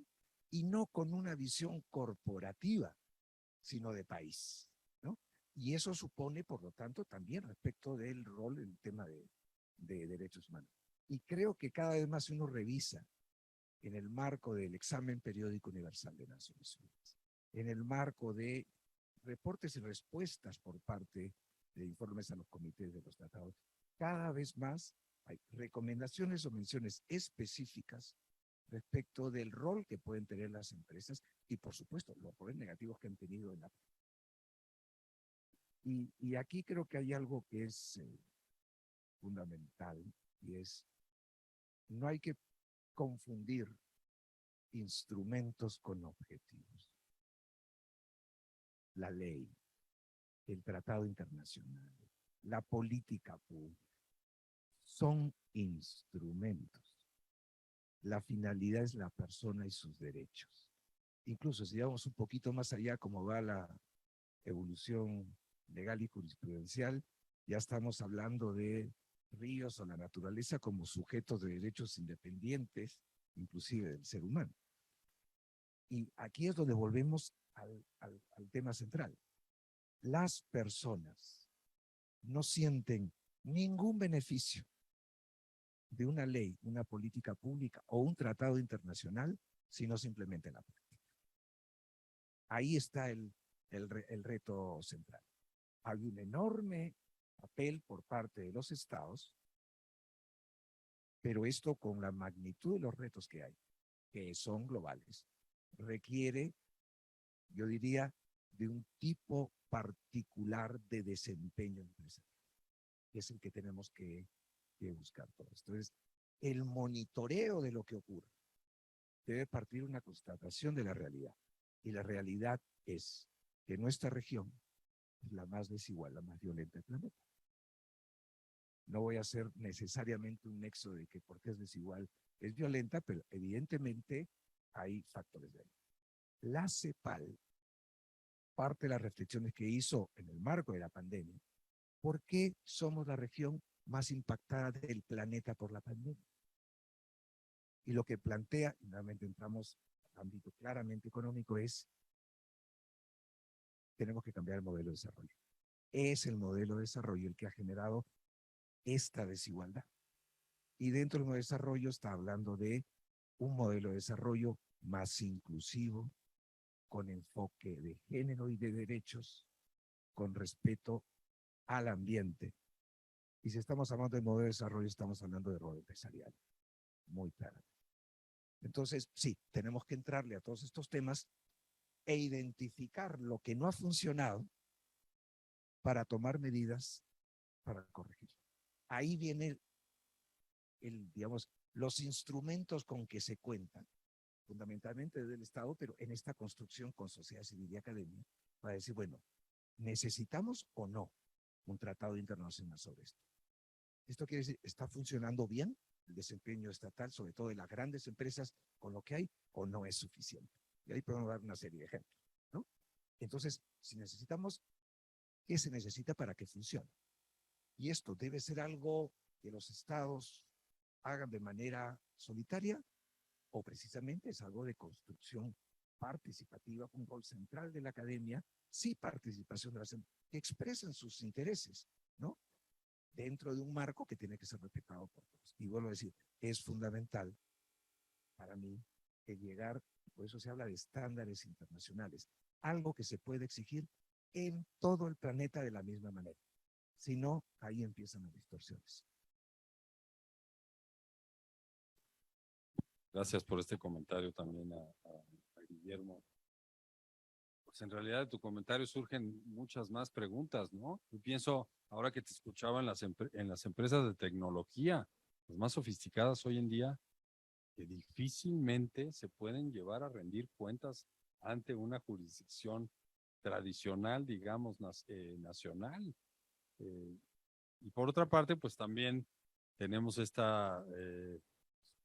los valores, los códigos de conducta de cada empresa que se establecen en una legislación. En teoría tienen que cumplir con todas las leyes, ¿no? Y no habría razón por la cual de origen no cumpliera con normas que pueden afectar los derechos humanos, ¿no? Pero bueno, pues esa es filosofía pura. Humberto, te quiero preguntar, te quiero dar la palabra para un comentario antes de pasar a desahogar. Gracias por las preguntas que nos están compartiendo sobre, bueno, algún otro comentario que quieras hacer sobre esta obra, sobre si hay casos emblemáticos que estén incidiendo en el proceso de negociación, a favor o en contra, y algo con lo que tú abriste esta conversación que me parece fundamental. Hay consultas en el ámbito latinoamericano para generar una posición común, hablando de el sur global. Tú mencionabas que hace falta Colombia, hace falta varios países. Y en Naciones Unidas, pues hay siempre grupos regionales que trabajan de manera muy articulada, como la Unión Europea, y otros que trabajan de manera no tan articulada, como el GUEO, como el GRULAC, dependiendo del tema. ¿Cómo está este ambiente parlamentario, como nos encanta decir aquí en la Argentina? Muchas gracias. Bueno, yo puedo hablarles y responder esta pregunta desde la perspectiva de las sesiones, ¿no? Y a veces del trabajo, digamos, la semana previa a la sesión, porque también es muy importante decir que cae siempre justo después de cerrar el Consejo de Derechos Humanos, que es como tal un ejercicio muy complejo. Pero ha habido algunas consultas, ha habido algunas reuniones. Yo recuerdo sobre todo a partir de la quinta sesión, una reunión previa de los estados latinoamericanos, en donde la intención era ver, bueno, si había algunas preguntas, algunas dudas, en donde justamente la sociedad civil y la academia fueron actores que estuvieron representados, donde se buscaba que hubiera este diálogo, digamos, panel informal para informar las posturas de los estados. Entonces, fue un momento en el que ocurrió ese tipo de cuestiones. Hace un par de años, justo cuando empezábamos la pandemia, si no me equivoco, también en colaboración con la Secretaría de Relaciones Exteriores, se convocó a varios estados latinoamericanos para que, en conjunto con la Academia Latinoamericana que yo dirijo, pudiéramos tener otro espacio informal para ese mismo tipo de ejercicio. Pero es complejo.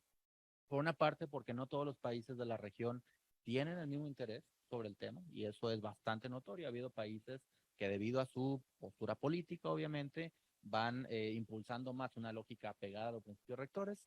Vemos, por ejemplo, este año de Colombia, que fue la primera vez que yo tenga noticia en los 8 años de negociación que haya tomado la palabra para decir algo que no fuera apoyamos los principios rectores. Entonces, hay algunas oportunidades para que siga creciendo, pero tiene que haber un liderazgo latinoamericano para convocar a estos demás estados. Actualmente creo que Uruguay, que está trabajando de la mano de Ecuador como amigo de la presidencia, como le llaman informalmente ese mecanismo, puede tener esa oportunidad, pero bueno, también hay que ver las prioridades de política exterior, hay que ver la capacidad de política exterior sobre esos temas, y creo que es un tema pues muy importante para poder generar una posición común. Ahorita yo diría que más o menos común existe entre México y Brasil, no en todos los temas, pero en muchos de los fundamentales sí hay algo de alineación. Y quisiera decir un par de palabras más sobre estos casos que me preguntabas. Yo creo que sí ha habido una incidencia muy clara en el texto, sobre todo en los últimos 2 o 3 años, a partir de decisiones del Reino Unido, particularmente. Eh, yo tengo el gran escepticismo de si debemos pensar en un tratado con esa lógica, simplemente porque el Reino Unido nunca va a ser un estado parte.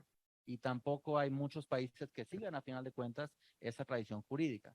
Pero bueno, y eso es parte de otro proyecto que cerramos hace algunos meses. Hay muchas experiencias judiciales, incluso de otros países, particularmente de América Latina, que muestran cuáles son algunas de esas tendencias que pueden utilizarse para informar el proceso del trato, informar el texto como tal, y que pueda ser algo pues más equilibrado y sobre todo más realista. Y ahí hay un punto que creo que sirve para también reforzar algo que decía Guillermo hace unos minutos, y es como la lógica de la responsabilidad jurídica particularmente requiere un esfuerzo un poco distinto al que se tiene actualmente, por un motivo muy particular, y es que los principios rectores plantean unas líneas de responsabilidad de las empresas cuando causan un daño, contribuyen a un daño o están vinculadas, pero eso no es un principio jurídico y no hay una analogía jurídica con ese tipo de enfoque. Entonces, pensar el tratado y pensar en el acceso a la justicia y responsabilidad jurídica tiene que ser algo mucho más claro y tal vez también más presente ya en los códigos civiles de América Latina y de otras partes del mundo. Muy bien, pues muchas gracias. Vamos a conversar sobre a partir de las preguntas que nos presentan ustedes aquí en el auditorio. No sé, daríamos un par de minutos más para que se presenten las preguntas, ahora que desahoguemos estas con todo gusto. Y a las 6:30 dejamos de recibir preguntas, por supuesto te damos la palabra también. A ver, tratemos de ser concretos resolviendo las preguntas porque va a haber bastantes. Diego Torres, ¿dónde estás, Diego? Diego Torres pregunta, él está aquí en el instituto, ¿qué relevancia tiene para el tema de las empresas y de derechos humanos que motivó el libro el hecho de que los tratados de libre comercio de la nueva generación, en nuestro caso el TEMEC, el CPTPP o el Tratado de Libre Comercio con la Unión Europea, incorporen disposiciones sobre igualdad de género, disposiciones laborales, medio ambiente, etc.? Sí, Muy bien, gracias por la pregunta. El enfoque del libro en realidad no toca esos temas por un motivo en particular, y es que no ha sido parte de la discusión como tal en Ginebra. La discusión está y se ha centrado, a mi gusto, de forma un poco equivocada, entre si debe haber primacía de los tratados de derechos humanos y de este tratado en particular sobre todo el resto del derecho internacional. Y la discusión se ha cerrado a eso. Realmente no se ha abierto a ver cómo vamos reconfigurando el régimen internacional de inversión y libre comercio. Hay un punto en el que se plantea que el Estado que ratifique este instrumento eventualmente pues tendrá que no necesariamente revisar todos los previos, pero interpretarlos en línea con este tratado y también que los que se lleguen a negociar posteriormente cubran este enfoque para evitar que existan estas disparidades que llevan a que las empresas puedan demandar en litigios arbitrales a los estados. Pero no se ha abordado como tal eso. Ahora, estos temas que planteas creo que es muy importante, Diego, porque si vemos este tema de igualdad de género, vemos los temas ambientales, vemos los temas laborales, son materia de derechos humanos. Pero luego ves el TEMEC, por ejemplo, que dice se recomienda la impulsión de las líneas directrices de la OCDE para empresas multinacionales. Bueno, está bien que se recomiende, que se impulse, pero vemos también ya cómo algunos temas van concretizándose en los instrumentos y eso a final de cuentas es muy positivo. El problema es identificarlos como parte de esta gran discusión de lo que es empresas y derechos humanos y tal vez esta otra lógica de que hay cuestiones de responsabilidad social que los estados deben impulsar. Pero creo que ahí es donde hay algunos matices muy interesantes que se tienen que seguir explorando en el contexto de la negociación de este instrumento, pero ciertamente en la acción que lideran instituciones como la Cancillería para, o la Secretaría de Economía para negociar tratados en esta materia. Muchas gracias. Aquí hay una pregunta bien interesante de Joana Gómez. ¿Dónde estás, Joana? Va a la actualidad. Los despidos masivos recientes de empleados de Twitter y de Meta, incluyendo la eliminación de la división de derechos humanos, justificados en cálculos económicos financieros, si bien con indemnización, violan estándares internacionales. ¿Quién quiere comentar sobre esto?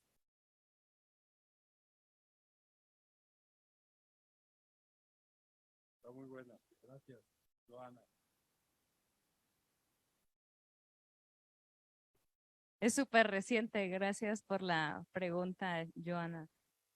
Yo creo que cuando uno piensa en los derechos laborales desde la perspectiva de derechos humanos, uno no necesariamente solo tiene que pensar en lo que dice la ley que me tienen que dar si me despiden. Por ejemplo, tú mencionas el tema de las indemnizaciones, entonces pues la empresa puede decir, bueno, pues yo estoy como de acuerdo al derecho nacional, mientras yo indemnice a mis personas trabajadoras, pues puedo disponer como me lo dicte mejor mi estrategia de negocios, cómo lo hago, ¿no? Y en qué momento lo hago y a quiénes les digo adiós y con quiénes me quedo.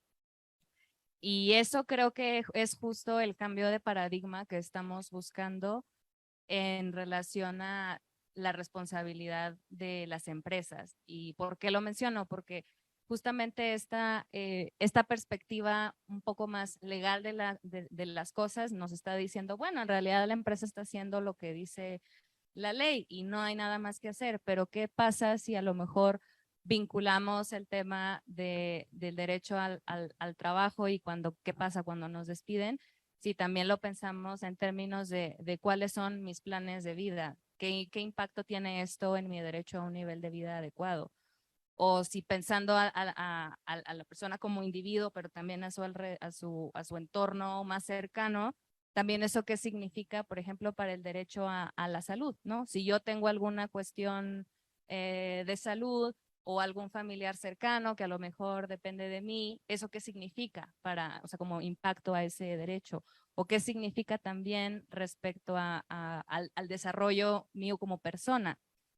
Y ahí justamente es donde tenemos que mirar la acción de las empresas desde toda esta interdependencia de derechos, que sí directamente podemos pensar en cuáles son los derechos laborales y qué es lo que dice la ley. En este caso, pues a lo mejor si la ley está pues es protectora en ese sentido, a lo mejor, pues como hemos visto, pues hay una respuesta bastante clara de rechazo, de indignación, de por qué sucedió esto. Y creo que también esa indignación nos está hablando de ese sentimiento de injusticia que no necesariamente la ley en materia laboral está abordando, y si lo vemos desde una perspectiva más amplia de derechos humanos, puede ser que pensemos, si la empresa tomara otra decisión, quizá esa es justo la reflexión que necesitamos tener en relación a el cambio de cómo la empresa está haciendo los negocios y dónde está y qué está poniendo en el centro, ¿no? A la persona o pues, su negocio principal, ¿no? O el objeto de su negocio. No sé si respondo a tu pregunta, pero creo que esa es mi reflexión al Gracias. respecto. Guillermo, ¿algún comentario sobre esto? No, solo muy cortito. Luego del despido, el nuevo alto comisionado le envió una carta a Elon Musk instando a garantizar los derechos humanos. Además, no fue solo respecto al despido, sino en general la responsabilidad de la plataforma y el rol que ha tenido.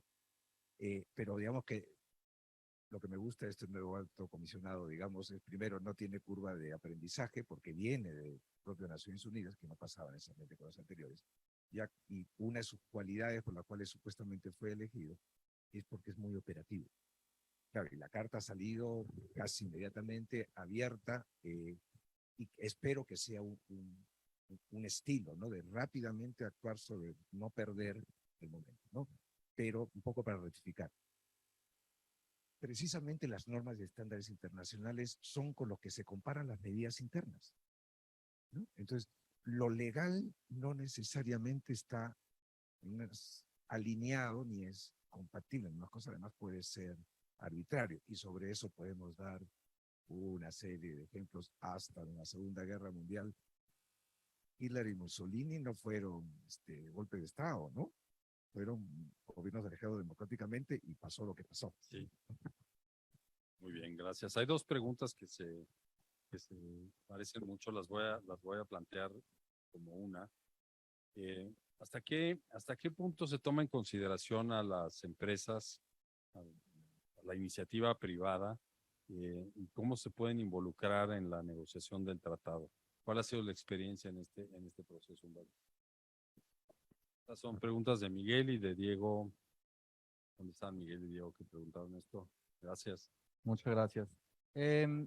Debido justamente a lo que decía Diana hace rato y lo que decía Guillermo también hace rato, la participación del sector privado ha estado muy limitada a 2 o 3 voces.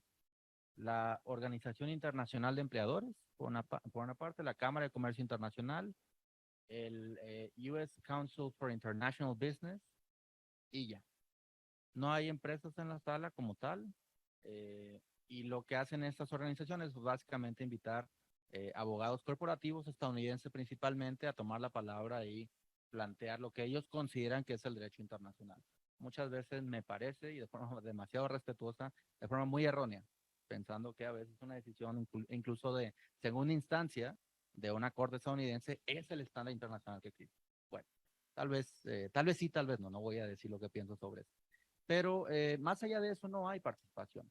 Y hay un llamado bastante constante, me parece, en otras esferas para que las empresas tengan un involucramiento más proactivo con este tipo de espacios. Obviamente el formato no lo permite, pero sí hay una diferencia muy importante entre lo que dicen estas asociaciones que representan al sector privado y lo que muchas veces piensan muchas de las empresas con alcance global, porque muchas incluso llaman a reglas claras justamente por lo que decíamos hace rato, certeza jurídica y saber qué es lo que me estás exigiendo, porque si el tema de derechos humanos siempre es hacerse un contexto, un concepto completamente amorfo y sin límites, bueno, nadie puede operar en un mundo así. Hay todo un trabajo de otra parte de Naciones Unidas, de UNCITRAL, la Comisión de las Naciones Unidas para el Derecho Internacional Privado, que precisamente entre representantes de sectores empresariales se dedican a establecer reglas claras para llevar a cabo operaciones comerciales principalmente. Entonces, hay que conectar también un poco los dos mundos porque se puede nada más dejar de lado el interés empresarial pues libre, ¿no? Hoy en día no hay margen para ello. Por más que contribuyan al desarrollo y a la generación de empleos. A ver, una pregunta de Jacqueline Maldonado. ¿Dónde estás, Jacqueline? Aquí está. Con la política exterior feminista de México, se inserta una visión de género en todas sus posturas internacionales. aunque esto es difícil en plataformas que no discuten únicamente los derechos de las mujeres. ¿Podrían desde su experiencia comentar cómo es que esta política exterior feminista ha sido recibida en América Latina en cuestiones de cooperación económica, empresas y derechos humanos? ¿Hay como tal un reflejo de esta política exterior para este proceso? ¿No? Iba a hacer la pregunta a la sala, pero no sé. Eh,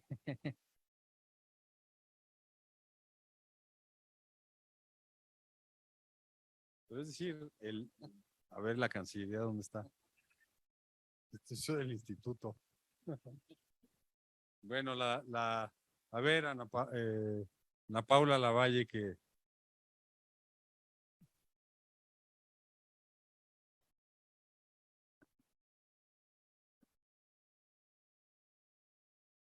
muy bien, muchas gracias.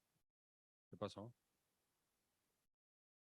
Ah, bueno, aquí adelante. ¿Una pregunta tú? Adelante, que ahorita desarmamos estas dos, Muy que buenas son noches, 10 en dos. distinguidos perdón. panelistas.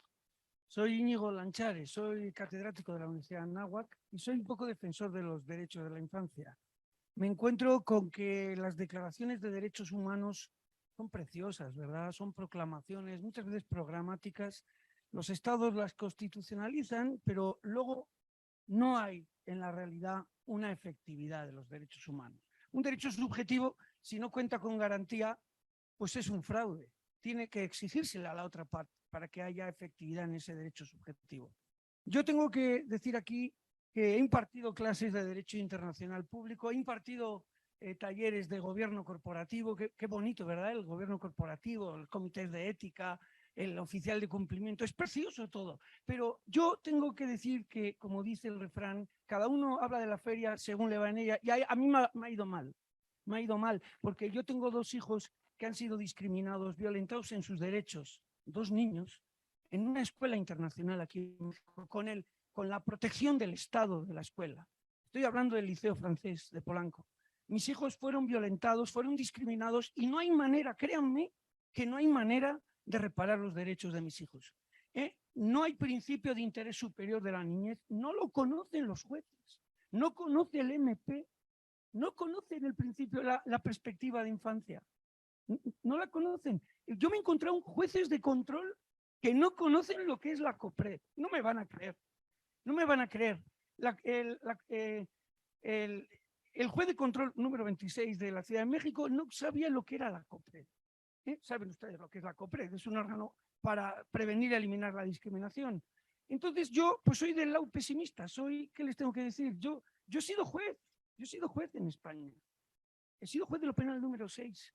Soy doctor en Derecho, pero estoy muy decepcionado con los derechos humanos. Los derechos humanos, el señor de las Naciones Unidas, son meras proclamaciones programáticas. Que le digan a una mujer de Afganistán que su Estado, bueno, no sé si ha ratificado, pero ha firmado muchos tratados. Afganistán, que se lo digan a las pobres mujeres afganas. O la Secretaría de Relaciones Exteriores, que yo he pedido a Marcelo Ebrard que haga una nota de extrañamiento, una nota de protesta al gobierno de Doctor, Francia. muchas gracias por poner el caso, la verdad. Creo que todos tenemos que ser empáticos con una situación tan difícil como la que nos narra. No creo que este tipo de foros sean para otra cosa, sino para levantar el nivel de interés sobre una necesidad de hacer valer los derechos humanos. Ese es el propósito Quiero decir que la este Cancillería ejercicio. tiene conocimiento de esto y no me ha hecho ni caso. Bueno, Solamente quiero decir eso. Sí, Muchísimas y gracias. con toda libertad. Tomamos nota y trataremos de transmitirlo a las áreas correspondientes. Gracias por participar. Óscar Macías, ¿dónde estás, Óscar? Un tema también importantísimo, el papel que juegan o han desempeñado las empresas dedicadas al negocio de la guerra, concretamente las fabricantes de armas, las compañías de seguridad y otras asociadas. Humberto, tú estuviste la semana pasada en un foro sobre esto. ¿Qué nos puedes compartir?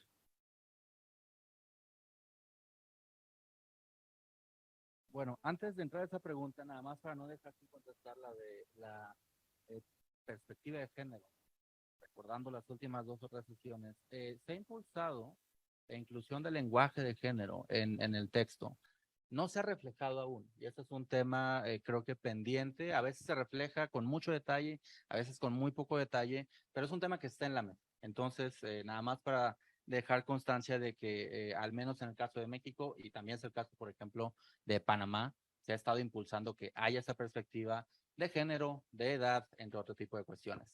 Y Oscar, sobre la pregunta, esa es muy buena pregunta, y quisiera que estuviera León Castellanos aquí con nosotros para hablar de ese tema, pero bueno, en el contexto de la negociación no ha habido ninguna referencia específicamente a eso, también yo creo que porque hay una negociación sobre empresas militares y de seguridad privada, que tú conoces muy bien también, pero más allá de eso, bueno, el litigio actualmente de México contra las fabricantes de armas o contra las empresas que venden armas, creo que está mostrando, por una parte, y eso lo decía el viernes en la conferencia, algunos de los límites de los principios rectores. O sea, ¿qué pasa cuando hay una empresa o un sector empresarial que realmente no tiene ningún tipo de observancia, perdón, por los derechos humanos?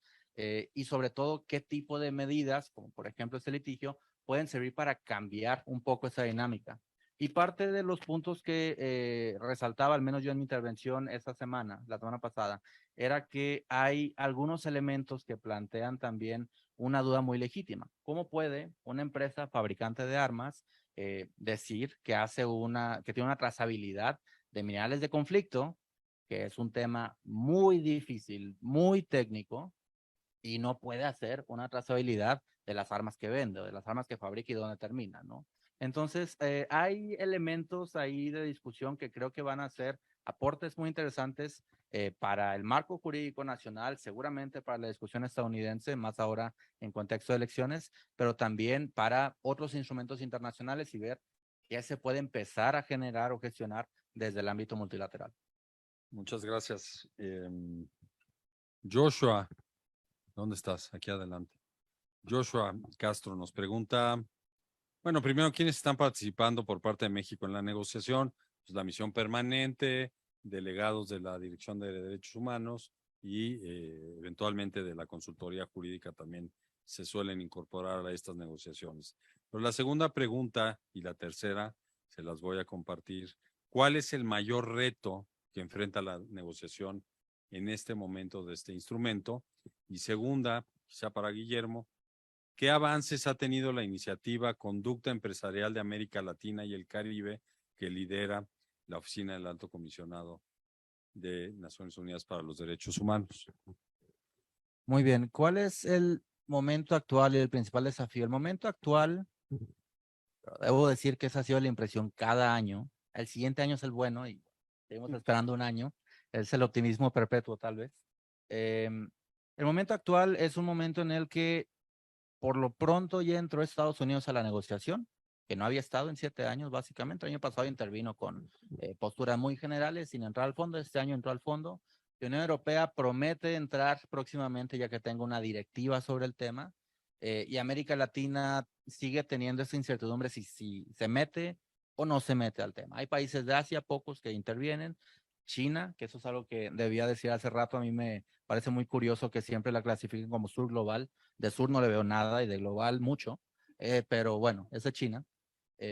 Rusia, que también ha tenido participación más o menos constantes, y algunos países de África. Entonces, está en un punto de equilibrio muy delicado, porque hay ya un consenso, y lo hablábamos en una conferencia hace algunas semanas en Lisboa. Le preguntaban a algunos panelistas, incluyendo varios de sociedad civil, si tuvieras ahorita ya el texto para adoptar, ¿lo adoptabas o no? Y todo el mundo dijo sí, porque hay una base. Son los detalles. Pero también un texto de esa naturaleza luego hay que transferirlo al derecho interno. Entonces no es que directamente cree ya las condiciones jurídicas. Pero bueno, es un momento de equilibrio un poquito delicado. Creo que el siguiente año, si Ecuador y su grupo de amigos hace su trabajo de forma correcta, puede haber tal vez ya un texto que empiece a acercarse a la línea final. Yo pensaría que si eso se logra, tal vez 2 o 3 años más pueda ser un momento en el que ya lleguemos a algunos acuerdos. Muy bien. Guillermo, por último, sobre la pregunta que nos hizo Joshua. Sí.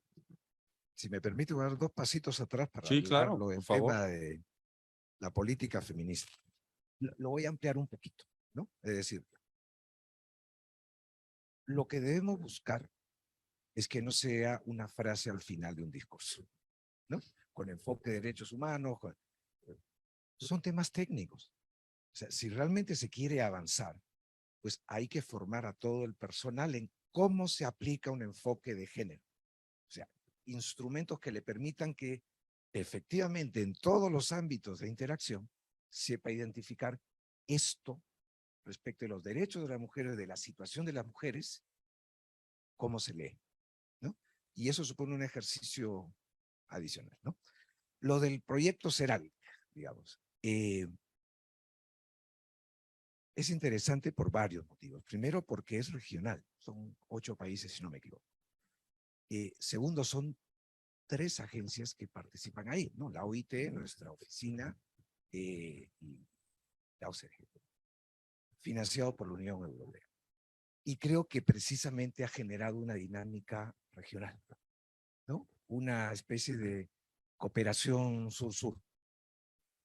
Y que, y eso lo sé un poco por experiencia, las cosas funcionan mejor entre pares. Es decir, por dar un ejemplo, de un ejercicio que hubo sobre consulta previa varios años en el eje era Ecuador, pero venían de toda la región. Y que iban las 3 partes: sector empresarial, pueblos indígenas y gobiernos. Y había una serie de intercambios.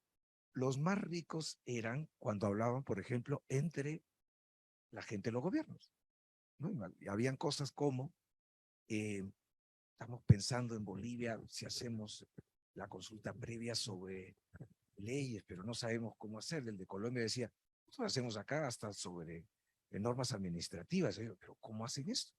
Entonces, este tipo de diálogo genera sinergias positivas. Y creo que en el proyecto CERAL es así. Sobre todo con sectores que han avanzado con buenas prácticas y quieren enseñarlos en otros países. Internamente para mi oficina ha sido un canal fundamental para desarrollar algo que sí estaba en las prioridades, pero no teníamos los fondos para hacerlo. Y ahora tenemos, digamos, ya una experticia regional y lo vinculo con algo que también estaba en la lista para mencionar de la obra, y que es inspirar para actividades semejantes, ¿no? Los gobiernos, pero también los sectores empresariales, les gusta mostrar en otros países cuando hacen bien las cosas. Y con mayor razón si es acompañado por Naciones Unidas. Y nosotros lo hacemos con gusto cuando hay buenas prácticas, tanto con gobiernos como sector empresarial, ¿no? Entonces, creo que esa dinámica ha funcionado bastante bien. Ha sido una relación, creo, gana-gana, porque están los principales actores, y ha servido además para, y acabo con esto, ir removiendo, nunca mejor dicho, prejuicios respecto de cómo funciona el tema de derechos humanos. Esto me parece que genera problemas, y se dan cuenta, no, te puede liberar de problemas y bajar la conflictividad, ¿no? O cómo me acerco yo, que pasaba en este ejercicio inicial con pueblos indígenas y empresas. Los pueblos indígenas dijeron, yo me siento revictimizado de estar frente a la empresa. A la segunda reunión ya era una regulación, digamos, por parte de los mismos pueblos, decir, nosotros ponemos las normas y ahí sí participamos. Entonces, hay que buscar la forma para generar sinergias entre todos los actores que tienen algún grado de responsabilidad para contribuir. Muchísimas gracias. Ya casi son las 7, entonces vamos a tener que cerrar esta presentación del libro que nos trae Humberto Cantú sobre empresas y derechos humanos, una visión desde América Latina. Como les decía al principio de esta presentación, el libro se encuentra en el pasillo que está en la parte externa de este auditorio, lo pueden adquirir, pero sobre todo yo quiero agradecerle a Humberto que haya escogido el instituto para presentar por primera vez aquí en México. Lo presentó en Ginebra, como dijimos, esta obra que pues de la cual se tienen que hablar muchísimo más en términos de la negociación, en términos del impacto para esta relación entre empresas, Estado y cumplimiento de los derechos humanos, pero cumplimiento para el destinatario final. Esta mañana hablábamos sobre toda la arquitectura que hay en Naciones Unidas y en la OEA sobre derechos humanos como jurisdicción complementaria. Y ustedes no me dejarán mentir, les dije que no podíamos perder el foco de atención que es precisamente garantizar a cada persona, y de ahí lo delicado, el cumplimiento de esos estándares de derechos humanos en prácticamente todas sus actividades. Entonces, gracias por aportar también a la literatura latinoamericana con esta obra. Y bueno, pues mucho éxito también en la distribución que tenga, Humberto. Muchas gracias. Muchas gracias también a ustedes por estar aquí esta tarde y a las personas que nos siguieron en Facebook Live y a la gente que está en el instituto. Pues les damos las gracias y les deseamos muy buena tarde. Hasta pronto.